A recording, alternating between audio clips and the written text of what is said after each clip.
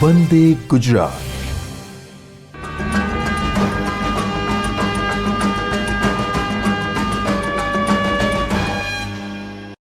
ગુજરાત માધ્યમિક શિક્ષણ બોર્ડ તરફથી તમને સૌને આવકારું છું. ભૌતિક જગત માપન તથા એકમ પદ્ધતિમાં ભાગ 2માં પારિમાણિક સૂત્રો અને તેના આધારિત દાખલા એનો આપણે આજે અભ્યાસ કરશું. તો ચાલો પારિમાણિક સૂત્રોના દાખલા આપણે આજે જોઈએ.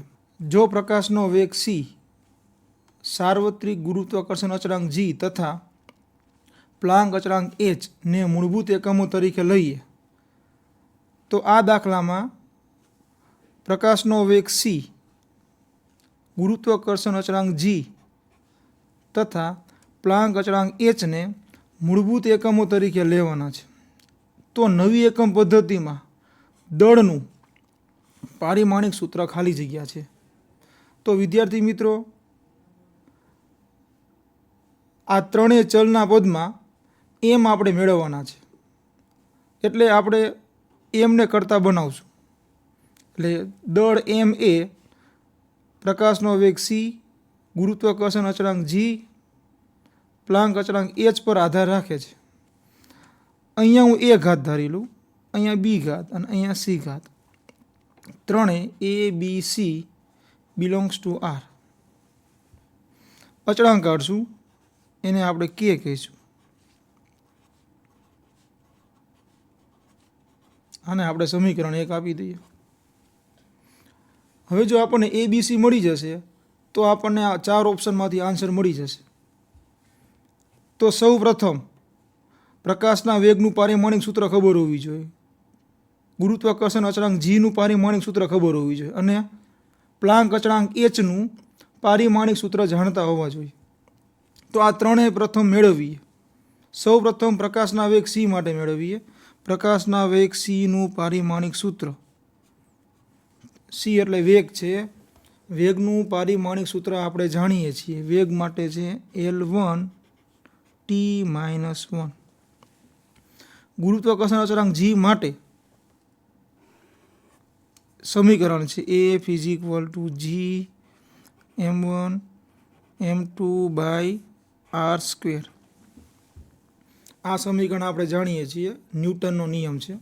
જીને કરતાં બનાવવું F r²/m1 m2. આ સમીકરણમાં કિંમત મૂકી અને ગણતરી કરશું તો જીનું પારિમાણિક સૂત્ર આપણને મળશે. જીનું પારિમાણિક સૂત્ર બરાબર, ચાલો બળની કિંમત મૂકી દઉં, m1 L1 t-2. અંતરની મૂકી દઉં, અંતર એટલે લંબાઈ, લંબાઈનો સ્ક્વેર. આ બંને દળ છે એટલે m × m. ચાલો m કેન્સલ થશે, m ઉપર જશે m-1, L1 L2 L3 t-2. હવે એચનું પારિમાણિક સૂત્ર મેળવીએ. h એટલે પ્લાન્ક અચળાંક, એના માટે સમીકરણ છે E = hf. h ને કરતાં બનાવવું h = E/f. ઉર્જાનું m1 L2 t-2, આવૃત્તિનું t-1. ગણતરી કરશું m1 L2 t-1. આ ત્રણેય કિંમત, આ એચનું પારિમાણિક સૂત્ર, આ ત્રણેય કિંમત સમીકરણ 1માં મૂકી દઈએ.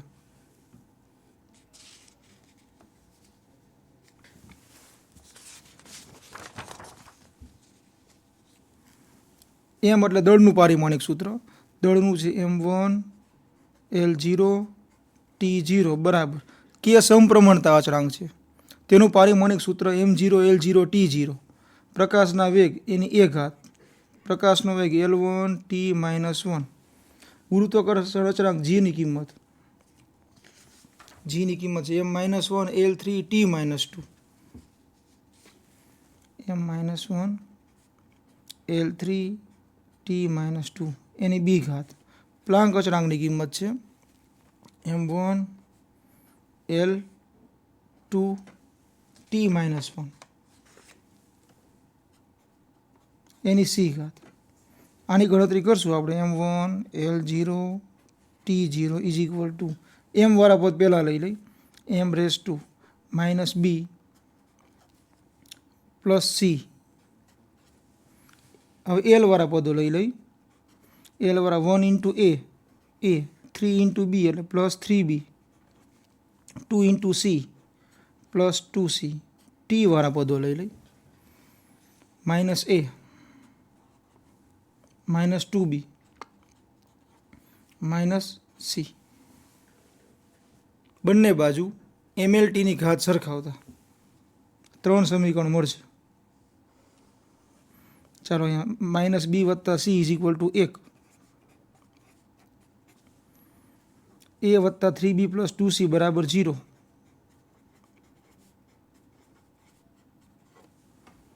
Minus A minus 2b minus C is equal to 0. આ ત્રણેય સમીકરણને ઉકેલવાના અને ABC મેળવવાના છે. તો સૌ પ્રથમ આને 2 વડે ગુણી આની સાથે ઉમેરી દઈ એટલે આનું 2 વડે ગુણી નાખવું, અથવા એવું પણ કરી શકાય આ બેનો સરવાળો કરી આપણે અહીંયા મૂકી દઉં છું minus A minus 2b minus C is equal to 0. આ બંનેને ઉકેલું તો એ કેન્સલ થશે. 3b માઇનસ 2b એટલે બી થશે, 2c માઇનસ સી એટલે plus C is equal to 0. આ બંને ઉકેલશું એટલે બી અને સી મળશે. તો આ બંને આપણે ઉકેલીએ અહીંયા મૂકી દઉં છું બી વત્તા C is equal to 0. B cancel, C plus C 2c is equal to 1. સીને કરતાં બનાવવું સી ઇઝ ઇક્વલ ટુ 1/2. ચાલો એક સીની કિંમત મળી ગઈ. આ સીની કિંમત આ સમીકરણમાં મૂકી દો. બી પ્લસ સીની કિંમત 1/2 ઇક્વલ ટુ 0. પ્લસ આમ જશે તો માઇનસ. ચાલો બી અને સી આ બંને કિંમત આ સમીકરણમાં મૂકી દો એટલે એ મળશે. માઇનસ એ માઇનસ 2 બીની કિંમત માઇનસ 1/2 માઇનસ સીની કિંમત 1/2 ઇક્વલ ટુ 0. 2 કેન્સલ, આ પ્લસ 1 એને કરતાં બનાવું માઇનસ એ આમ જાય તો plus A is equal to 1 minus 1/2 1 minus 1/2 એટલે 1/2. આ આપણો એ જવાબ થઈ ગયો. આ ત્રણેય કિંમત સમીકરણ 1માં મૂકવું એટલે આન્સર આવશે. એટલે એમ બરાબર સી રેસ ટુ એની કિંમત 1/2, જી રેસ ટુ બીની કિંમત માઇનસ 1/2, એચ રેસ ટુ સીની કિંમત 1/2. તો આ આપણો આન્સર થશે. એટલે C raise to 1/2, H raise to 1/2, G raise to minus 1/2 આ એ આપણો જવાબ થશે. વિદ્યાર્થી મિત્રો, આના સિવાયની પણ એક બીજી પદ્ધતિ છે. એ પદ્ધતિમાં આ 4 ઓપ્શનમાં એચ, સી અને જીની કિંમત મૂકી ગણતરી કરો અને જો એમ જવાબ આવે તો એ આપણો આન્સર થશે. એટલે આ સિવાય પણ તમે ધારો તો એ રીતે ગણતરી કરી શકો છો. ચાલો બીજો દાખલો જોઈશું. હવે આપણે પારિમાણિક સૂત્ર આધારિત અગત્યનો દાખલો ગણવાના છીએ. પ્રશ્ન એવો છે, જો દબાણ પી બરાબર આલ્ફા છેદમાં બીટા EXB એટલે ઈની માઇનસ આલ્ફા ઝેડ બાય કે થીટા ઘાત. ઈ એટલે તમને ખબર જ છે, ઈ એટલે એક સંખ્યા છે 2.718. તમે જાણો છો કે ઈ રેસ ટુ અથવા એક્સપોનેન્શિયલ પરિમાણ રહિત છે. તો પ્રશ્ન એવો છે બીટાનું પારિમાણિક સૂત્ર ગણો. તો સૌ પ્રથમ પહેલાં એક સમીકરણ લખી લઈએ. દબાણ પી બરાબર આલ્ફાના છેદમાં beta EXP minus alpha Z છેદમાં કે થીટા. આ પદ પરિમાણ રહિત છે એટલે આપણે એવું લખી શકીએ કે આલ્ફા ઝેડ બાય કે થીટા પરિમાણ રહિત એટલે m0 l0 t0. પણ આ પદ પરિમાણ રહિત છે એટલે દબાણનું પારિમાણિક સૂત્ર બરાબર આલ્ફાનું પારિમાણિક સૂત્ર છેદમાં બીટાનું. આ તો પરિમાણ રહિત છે. બીટાની ગણતરી કરવાની છે. બીટાને કરતાં બનાવો. બીટા ઇઝ ઇક્વલ ટુ આલ્ફાના છેદમાં પી. જો આપણને આલ્ફાનું પારિમાણિક સૂત્ર ખબર હોય,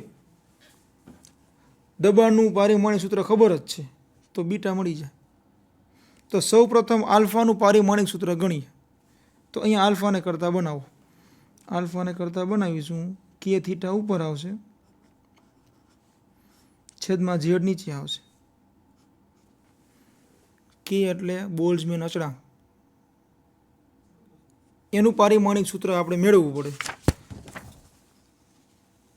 આપણે જાણીએ છીએ કે અચળાંક છે બોલ્ટ્ઝમેન અચળાંક. એની કિંમત છે 1.38 ગુણ્યા 10⁻³ જૂલ પ્રતિ કેલ્વિન. આ કિંમત પરથી જૂલ પ્રતિ કેલ્વિન પરથી પારિમાણિક સૂત્ર મળી જશે. જૂલની આપણને ખબર છે ઉર્જા m1 l2 t-2, કેલ્વિન એટલે k1. ગણતરી કરીશું તો m1 l2 t-2, k ઉપર જાય તો k-1. આ કિંમત કેની અહીંયા મૂકી દો. કેની પારિમાણિક સૂત્રમાં કિંમત અહીંયા મૂકી દો કેની. તો m1 l2 t-2 k-1.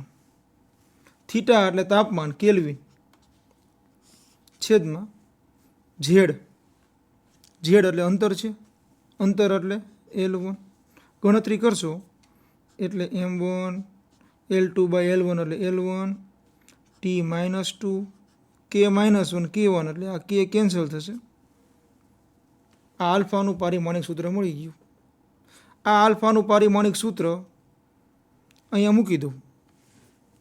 એટલે આલ્ફાનું મૂકી દઉં છું. m1 l1 t-2 છેદમાં પી એટલે દબાણ. દબાણનું મૂકી દઉં છું. m1 l-1 t-2. m1 cancel, t-2 cancel, l ઉપર જાય એટલે l2. તો આ આપણને આ આન્સર આવશે બીટાનું પારિમાણિક સૂત્ર. આ જ પ્રમાણે આગળ આપણે થોડાક બીજા દાખલાઓ જોઈએ. જો વિદ્યાર્થી મિત્રો, એક એવો પ્રશ્ન છે કે બે જુદી જુદી એકમ પદ્ધતિમાં, એટલે હું v' ને એક એકમ પદ્ધતિ કહી દઉં અને vને બીજી એકમ પદ્ધતિ કહી દઉં. તો આ v' અને v બે જુદી જુદી એકમ પદ્ધતિમાં વેગ થાય. તો વેગ, પ્રવેગ અને બળના એકમો વચ્ચેનો સંબંધ નીચે મુજબ છે. તો અહીંયા જે ત્રણ સંબંધો છે, આ ત્રણ સંબંધો બે જુદી જુદી એકમ પદ્ધતિમાં છે. આ v' એટલે વેગ અને v એટલે પણ વેગ જ છે. પણ આ બે જુદી જુદી એકમ પદ્ધતિમાં વેગ વચ્ચેનો સંબંધ છે. તો પ્રશ્ન એવો છે, આ સંબંધના ઉપયોગથી લંબાઈ, દળ, સમય અને વેગમાન માટે જુદી જુદી એકમ પદ્ધતિ વચ્ચે સંબંધ મેળવો. તો આ મુખ્યત્વે આ ત્રણ સમીકરણનો ઉપયોગ કરવાનો છે અને ગણતરી આપણે લંબાઈ માટે કરવાની છે, દળ માટે કરવાની છે, સમય માટે કરવાની છે તથા વેગમાન માટે કરવાની છે. તો સૌ પ્રથમ આ ત્રણ સંબંધનો ઉપયોગ કરશું આપણે. એટલે એના સમીકરણ આપણે લખી અને આપણે આગળ ગણતરી કરશું. એના સમીકરણ લખી નાખું છું ફરીવાર. v' બરાબર α² β v, આ વેગનું સમીકરણ. પ્રવેગનું a' બરાબર α β a તથા બળ f' બરાબર 1/α β f. જો વિદ્યાર્થી મિત્રો, આ વેગ અને પ્રવેગ આ બંનેનો ઉપયોગ કરી સમય આપણને મળી જશે. કારણ કે સમીકરણ આપણી પાસે આવું છે. પ્રવેગ બરાબર વેગના છેદમાં સમય. તો એક કામ કરીએ, આ પ્રવેગને એક સિસ્ટમમાં લઈ લઉં, એક એકમ પદ્ધતિમાં, અને હું એ ડેશ કરી નાખું, અહીંયા વી ડેશ કરી નાખું, અહીંયા ટી ડેશ કરી નાખું. આ બંનેનો આપણે ગુણોત્તર લઈએ. આ એક એકમ પદ્ધતિમાં, આ બીજી એકમ પદ્ધતિમાં, આ પ્રથમ એકમ પદ્ધતિમાં અને આ બીજી એકમ પદ્ધતિમાં, આ બંનેને હું સમીકરણ આપી દઉં 1 અને 2. આ બંનેનો ગુણોત્તર લઉં તો a dash by a is equal to V dash by T dash ગુણ્યા ટી છેદમાં વી. પ્રવેગની કિંમત મૂકી દઈએ. ચાલો એ ડેશની કિંમત છે આપણી પાસે, આ એ ડેશની કિંમત, એ ડેશની કિંમત છે આલ્ફા બીટા એ એમ નામ રાખી દઈએ, એ કેન્સલ. વી ડેશ એની કિંમત છે આલ્ફા સ્ક્વેર બીટા વી.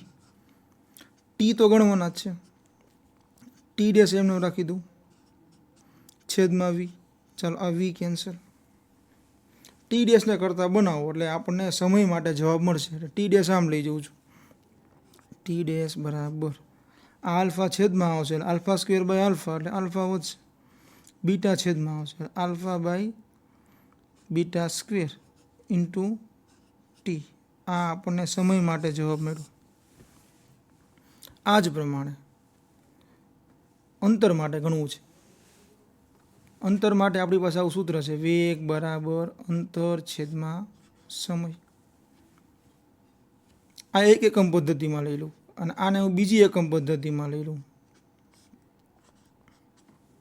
આપણી પાસે વેગના સમીકરણો છે, આ વેગનું છે, સમયનું મેળવું છે. આપણે આ બેનો ગુણોત્તર લઈશું એટલે ગુણોત્તર લઈ લઈએ. ચાલો V dash by V is equal to L dash by T dash છેદમાં એલ બાય ટી, ટી ઉપર આવશે ટી બાય એલ. ચાલો વી ડેશ બાય વીની કિંમત છે alpha square by beta. L dash શોધવાના છે, એલ એમ નામ ભલે રહ્યા, ટી એમ નામ રાખી દઈ. ટી ડેશની કિંમત આ મૂકી દઉં alpha by beta square T, T T cancel. L ડેશને કરતાં બનાવો તો આ આખું પદ અહીંયા ગુણાકારમાં આવશે એટલે L dash is equal to alpha square by beta, alpha by beta square પાછા ગુણાકારમાં આવશે, એલ ગુણાકારમાં આવશે. એટલે આની તમે ગણતરી કરશો એટલે આલ્ફા ઘન બાય બીટા ઘન એલ. સમયની ગણતરી કરી, લંબાઈ મળી ગઈ. હવે એફ બરાબર એમ એ સૂત્ર મૂકશો આમાં એટલે પ્રવેગનું સૂત્ર દળનું મળી જશે. એફ બરાબર એમ એ મૂકશો તમે તો તમને દળની ગણતરી મળશે. અને ત્યારબાદ પી બરાબર એમ વી મૂકશો તો વેગમાનનું મળશે. આ રીતે તમે બે જુદી જુદી એકમ પદ્ધતિમાં સમય વચ્ચેનો સંબંધ મેળવી શકો છો, લંબાઈ માટે મેળવી શકો, બળ માટે મેળવી શકશો અને વેગમાન માટે મેળવી શકશો. ત્યાર પછી બીજો પ્રશ્ન,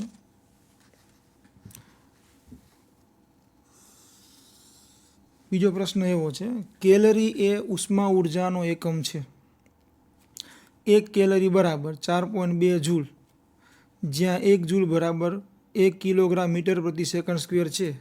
જો નવી એકમ પદ્ધતિમાં દળને આલ્ફા કિલોગ્રામ, લંબાઈને બીટા મીટર તથા સમયને ગેમા સેકન્ડ લઈએ તો નવી એકમ પદ્ધતિમાં 1 કેલરી બરાબર ખાલી જગ્યા થાય. તો વિદ્યાર્થી મિત્રો આપણે એક સમીકરણ લખેલું N2 બરાબર N1 M1 by M2 raise to A L1 by L2 raise to B T1 by T2 raise to C. અહીંયા ઉર્જા છે, ઉર્જાનું પારિમાણિક સૂત્ર M1 L2 T-2 છે.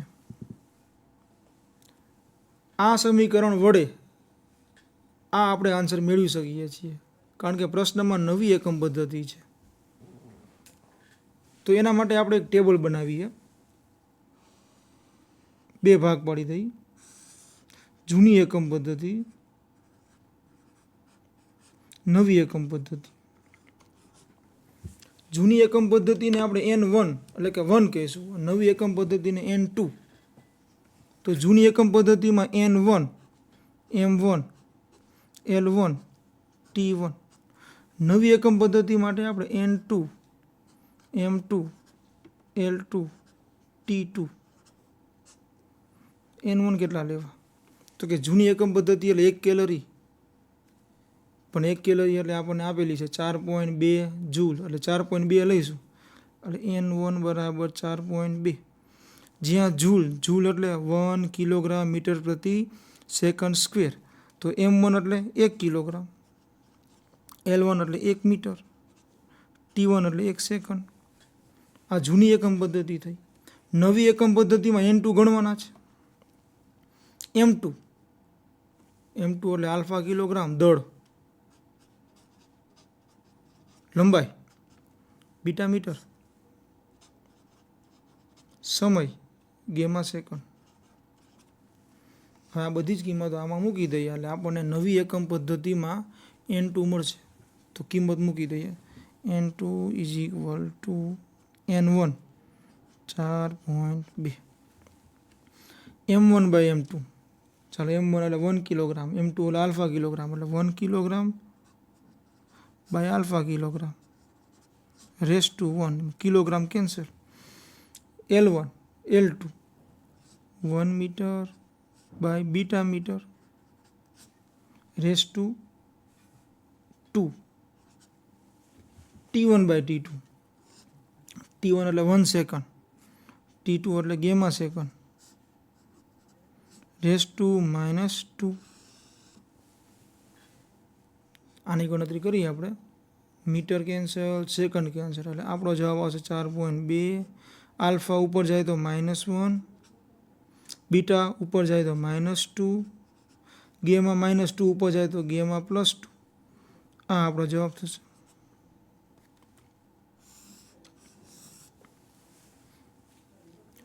આ સિવાય બીજી પદ્ધતિ પણ છે આ દાખલા માટે, બીજી રીતે પણ આપણે આ દાખલો જોઈએ. બીજી રીતમાં આપણે જોઈશું કેવી રીતે ગણતરી થાય છે. ગણતરી કોના માટે કરવાની છે? 1 કેલરી માટે. 1 કેલરી એટલે 4.2 જૂલ માટે. કેવી રીતે ગણતરી કરશું? તો 1 કેલરી બરાબર 4.2 જૂલની કિંમત મૂકી દઈ, કિલોગ્રામ મીટર સેકન્ડ -2. હવે જો રકમમાં જુઓ તો દળમાં આલ્ફા કિલોગ્રામ મૂકી દઉં, લંબાઈમાં બીટા મીટર મૂકી દઉં, અને સમયમાં ગેમા સેકન્ડ મૂકી દઉં. અહીંયા આપણે ગણતરી કરીએ તો અહીંયા કિલોગ્રામની બદલે આલ્ફા કિલોગ્રામ મૂકી દઈએ, એ પ્રમાણે ગણતરી કરી શકાય. અને પછી તમે એનું સાદું રૂપ આપશો તો તમને જવાબ આવશે. ચાલો જોઈએ કઈ રીતે. પ્રશ્ન એવો છે, 2 જુદી જુદી એકમ પદ્ધતિમાં સંબંધ મેળવો. નવી એકમ પદ્ધતિ અને જૂની એકમ પદ્ધતિ 4.2 જૂલ. તો આપણે એના માટે કેવી રીતે ગણતરી કરવી? તો એના માટે અહીંયા આપણે એવું કરીએ, 1 કેલરી બરાબર X નવી એકમ પદ્ધતિ,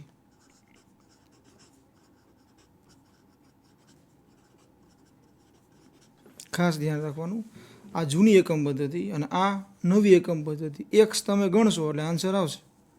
તો આ 1 કેલરી એટલે 4.2 જૂલ એટલે કિલોગ્રામ મીટર પર second square is equal two X ગણવાના છે. અને નવી એકમ પદ્ધતિમાં કિલોગ્રામના સ્થાને આલ્ફા કિલોગ્રામ, મીટરના સ્થાને બીટા મીટર, છેદમાં સેકન્ડ સ્ક્વેર, સેકન્ડના સ્થાને gamma second square, gamma second square. હવે આપણે એક્સને કરતાં બનાવશું એટલે આપણો આન્સર આવી જશે. Kilogram cancel, metre cancel, second square cancel.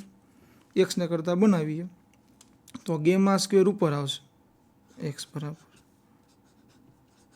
Gamma square. આ આલ્ફા નીચે આવશે એટલે આલ્ફા -1, બીટા નીચે આવશે એટલે બીટા -1. તમે જોઈ શકો છો કે બંને જવાબ સમાન છે. તો વિદ્યાર્થી મિત્રો, બીજી પદ્ધતિમાં શું યાદ રાખવાનું? તો કે આ બાજુ જૂની એકમ પદ્ધતિ, એટલે કે 1 કેલરી બરાબર ખાલી જગ્યા થાય, અને આ બાજુ એક્સ કરીને નવી એકમ પદ્ધતિ. તો કે 1 કેલરીની કિંમત આપણી પાસે છે 4.2 જૂલની કિંમત આ છે. કિલોગ્રામના સ્થાને આલ્ફા કિલોગ્રામ, મીટરના સ્થાને બીટા મીટર, સેકન્ડના સ્થાને ગેમા સેકન્ડ. એક્સને કરતાં બનાવો એટલે આ આપણો આન્સર આવશે. એટલે તમે 2 રીતે આ દાખલો ગણી શકો છો. વિદ્યાર્થી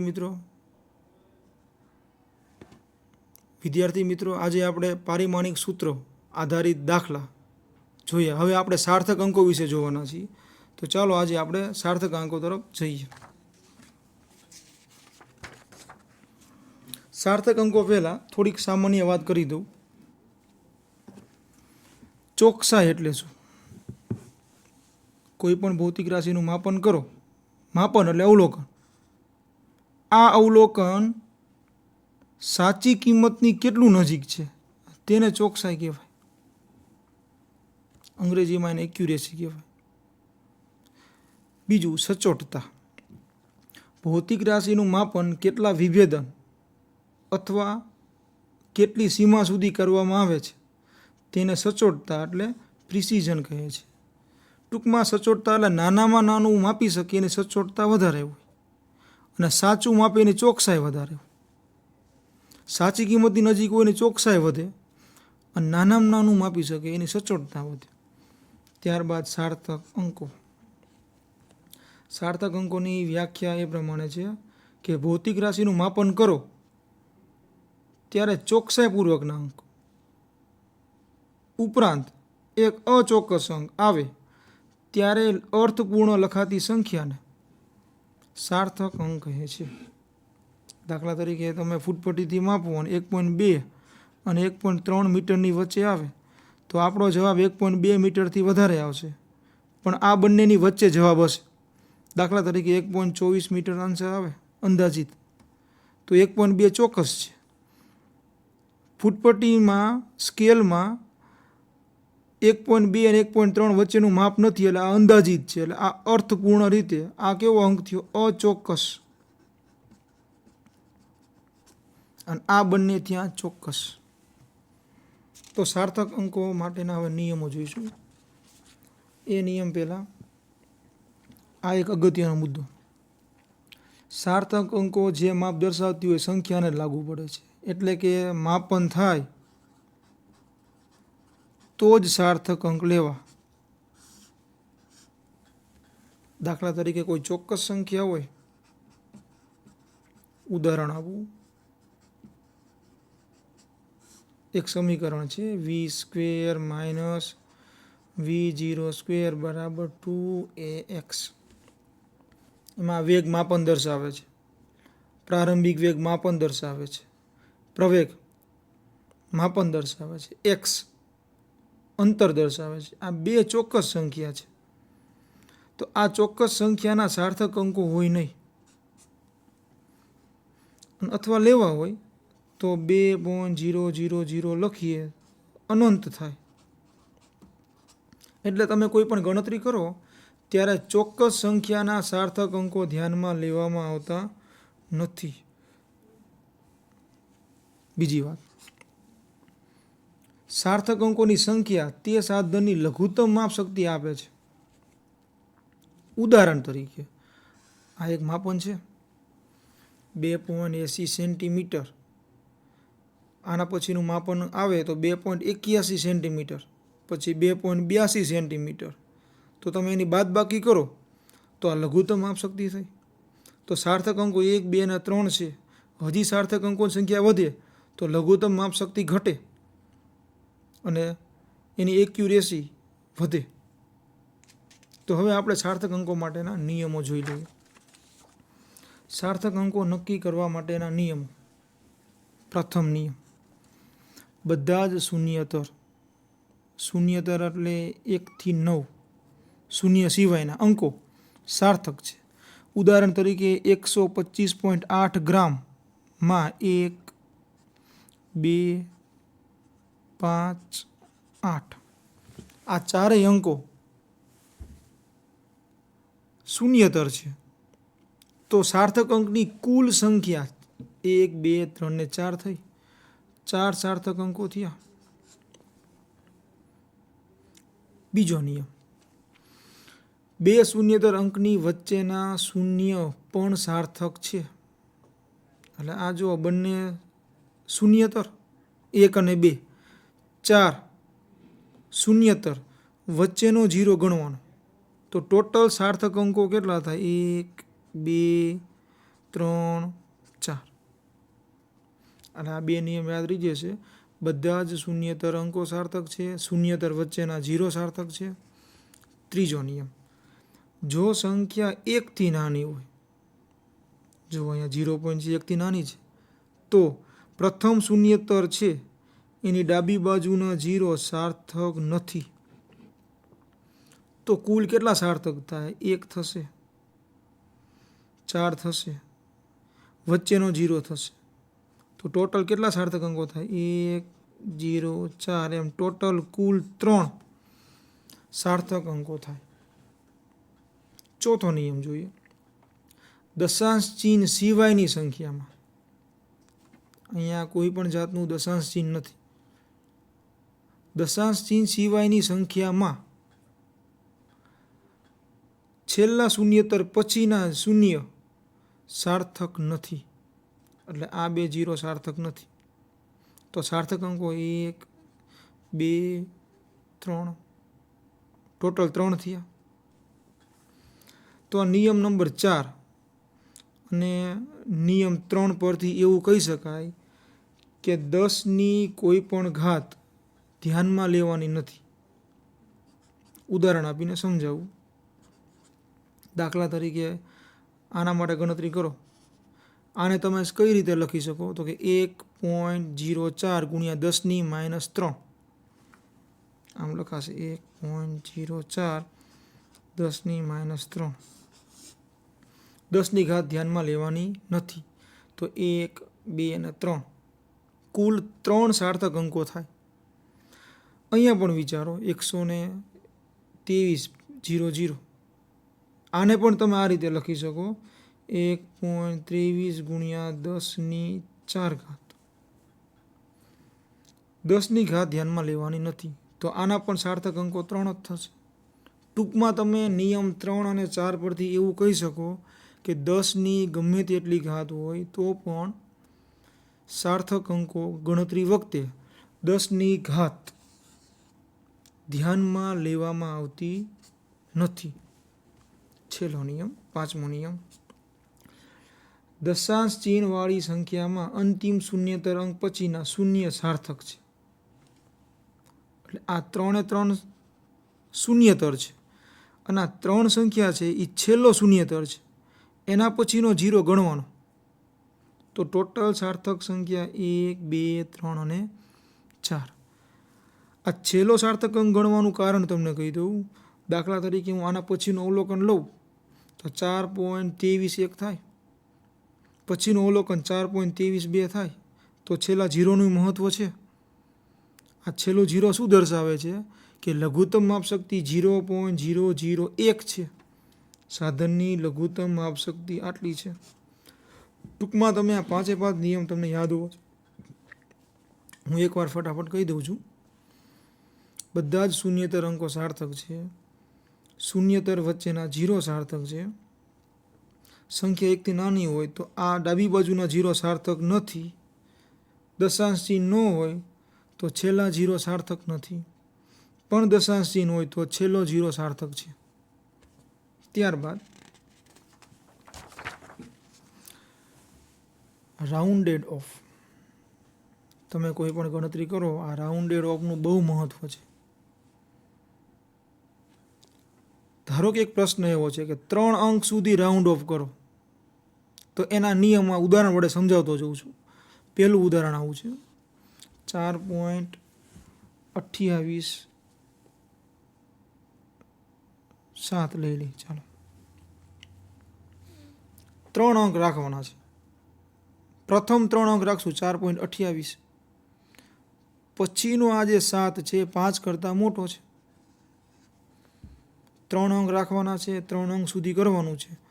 પછીનો આ 7 5 કરતાં મોટો છે, એટલે જેટલા અંકો રાખવાના હોય એના પછીનો અંક 5થી મોટો હોય તો 1 ઉમેરવો, એટલે 8માં 1 ઉમેરવો, એટલે 4.29 મીટર જવાબ થાય.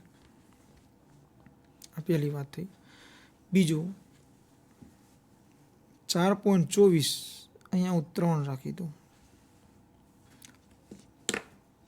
3 અંક રાખવાના છે, 4.24 રાખવાના છે. 3 5 કરતાં નાનો છે.